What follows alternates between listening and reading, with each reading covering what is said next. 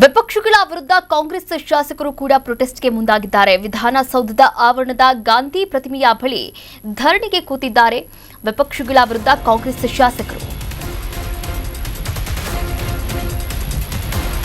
ವಿಪಕ್ಷಗಳ ವಿರುದ್ಧ ಕಾಂಗ್ರೆಸ್ ಶಾಸಕರಿಂದ ಪ್ರೊಟೆಸ್ಟ್ ಮಾಡಲಾಗುತ್ತಿದೆ.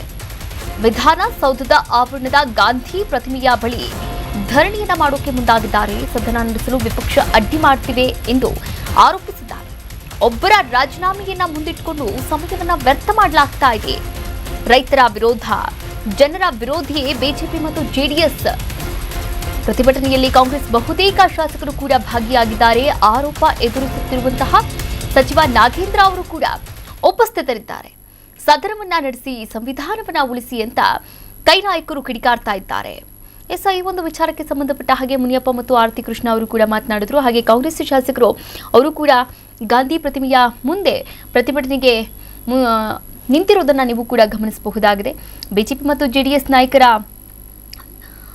ವಿರುದ್ಧ ಆಕ್ರೋಶವನ್ನ ಹೊರಗಾಕಿರುವಂಥದ್ದು. ಹಾಗೆ ಅಭಿವೃದ್ಧಿ ಬಗ್ಗೆ ಮಾತಿಲ್ಲ, ಚರ್ಚೆ ಬಗ್ಗೆ ಭಯ ಇಲ್ಲ ಎನ್ನುವಂತಹ ಬೋರ್ಡ್ಗಳು ಕೂಡ ಕಂಡುಬಂತು. ಧಿಕ್ಕಾರ ಘೋಷಣೆಗಳು ಕೂಡ ಕೇಳಿ ಬಂತು. ನೀವು ಕೂಡ ದೃಶ್ಯಾವಳಿಗಳಲ್ಲಿ ಗಮನಿಸಬಹುದಾಗಿದೆ. ಲಕ್ಷ್ಮಣ್ ಸವದಿ ಅವರು ಕೂಡ ಈ ಒಂದು ಪ್ರೊಟೆಸ್ಟ್ನಲ್ಲಿ ಭಾಗಿಯಾಗಿರುವಂಥದ್ದು. ಈ ಬಗ್ಗೆ ಆಹಾರ ಸಚಿವರಾದಂತಹ ಮುನಿಯಪ್ಪ ಅವರು ಕೂಡ ಮಾತನಾಡಿದ್ದಾರೆ. ಆರತಿ ಕೃಷ್ಣ ಅವರು ಕೂಡ ಮಾತನಾಡಿದ್ದಾರೆ. ಏನ್ ಮಾತನಾಡಿದ್ದಾರೆ ನೋಡ್ಕೊಂಡು ಬರೋಣ. ಬಿಜೆಪಿ ನಾಯಕರು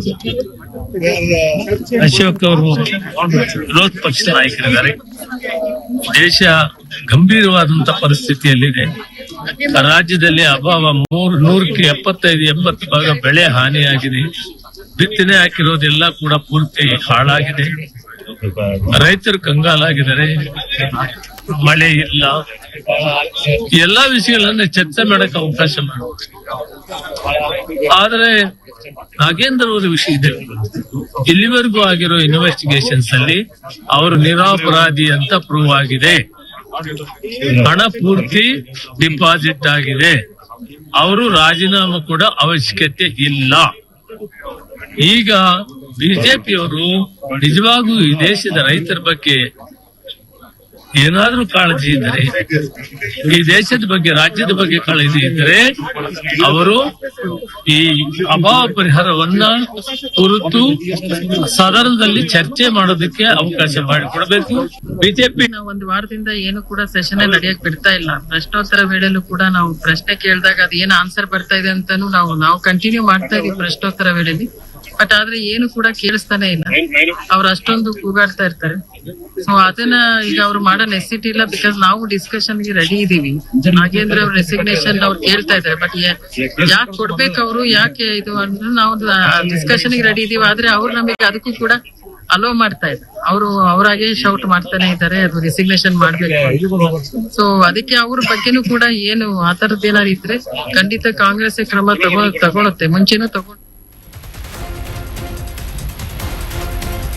ರಾಜ್ಯದಲ್ಲಿ ಸಾಕಷ್ಟು ಸಮಸ್ಯೆಗಳು ತಾಂಡವವಾಡ್ತಿದೆ. ಆದರೆ ಸಮಸ್ಯೆ ಕುರಿತ ಚರ್ಚೆಗೆ ಬಿಜೆಪಿ ಬಿಡ್ತಾ ಇಲ್ಲ. ಸದನ ನಡೆಯದಂತೆ ಬಿಜೆಪಿ ಪ್ರತಿಭಟನೆಯನ್ನ ಮಾಡ್ತಾ ಇದೆ. ಇದರಿಂದ ಸದನದ ಸಮಯ ವ್ಯರ್ಥವಾಗ್ತಾ ಇದೆ ಅಂತ ವಿಪಕ್ಷಗಳ ವಿರುದ್ಧ ಸಚಿವ ಈಶ್ವರ್ ಖಂಡ್ರೆ ಕೂಡ ಕಿಡಿಕಾರಿದ್ದಾರೆ. ಬಿಜೆಪಿಯ ವೈಫಲ್ಯ ಮುಚ್ಚಿಕೊಳ್ಳುವುದಕ್ಕೆ ಈ ಪ್ರತಿಭಟನೆಯನ್ನ ಮಾಡಲಾಗ್ತಾ ಇದೆ. ರಾಜ್ಯದ ಜನರ ದಾರಿಯನ್ನ ತಪ್ಪಿಸೋದಕ್ಕೆ ಈ ಪ್ರತಿಭಟನೆಯನ್ನ ಮಾಡ್ತಾ ಇದ್ದಾರೆ ಎನ್ನುವಂತಹ ಗಂಭೀರವಾದಂತಹ ಆರೋಪವನ್ನ ಈಶ್ವರ್ ಖಂಡ್ರೆ ಅವರು ಮಾಡಿದ್ದಾರೆ. ನೋಡಿ, ಬಿಜೆಪಿಯ ವೈಫಲ್ಯ ಏನಿದೆ ಅದನ್ನ ಮುಚ್ಚಿಕೊಳ್ಳೋದಕ್ಕೋಸ್ಕರನೇ ಈ ಪ್ರತಿಭಟನೆಯನ್ನ ಮಾಡ್ತಾ ಇದ್ದಾರೆ ಅಂತ ಸಚಿವ ಈಶ್ವರ್ ಖಂಡ್ರೆ ಅವರು ಕೂಡ ಆರೋಪವನ್ನ ಮಾಡಿರುವಂತದ್ದು. ತಮ್ಮ ಆಕ್ರೋಶವನ್ನ ಕೂಡ ಹೊರಗಾಕಿದ್ದಾರೆ ಮಾಧ್ಯಮದ ಮುಂದೆ. ಏನು ವಯಸ್ಸದನ್ನು ನಡೀಲಿಕ್ಕೆ ಬಿಡ್ತಾ ಇಲ್ಲ, ಇದು ಪ್ರಜಾಪ್ರಭುತ್ವ ವಿರೋಧಿ ಧೋರಣೆ.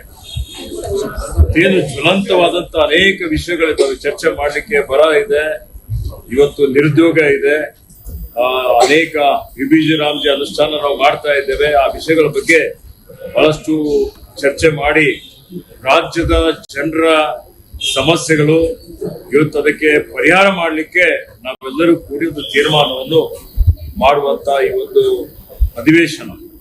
ಈಗ ಸದನ ಅಂತ ಹೇಳಿದ್ರೆ ಅತ್ಯಂತ ಪವಿತ್ರವಾದಂಥದ್ದು, ದೇವಾಲಯ ಇದ್ದ ಹಾಗೆ ನಮ್ಮೆಲ್ಲರಿಗೆ. ಆದ್ರೆ ಇವತ್ತು ಅವರು ಒಂದು ಪ್ರಜಾಪ್ರಭುತ್ವ ವಿರೋಧಿ ಧೋರಣೆಯನ್ನು ಅನುಸರಿಸಿ ಅವರ ವೈಫಲ್ಯಗಳನ್ನು ಮುಚ್ಚಿಕೊಳ್ಳಲಿಕ್ಕೆ ಅವರಲ್ಲಿರುವಂತಹ ಏನು ಅಭಿಪ್ರಾಯ ಭೇದಗಳಿದ್ದಾವೆ ಅವರಲ್ಲಿರುವಂತ ಏನು ಜಗಳಗಳಿದೆ ಅದೆಲ್ಲವನ್ನೂ ಮುಚ್ಚಿಕೊಳ್ಳಲಿಕ್ಕೆ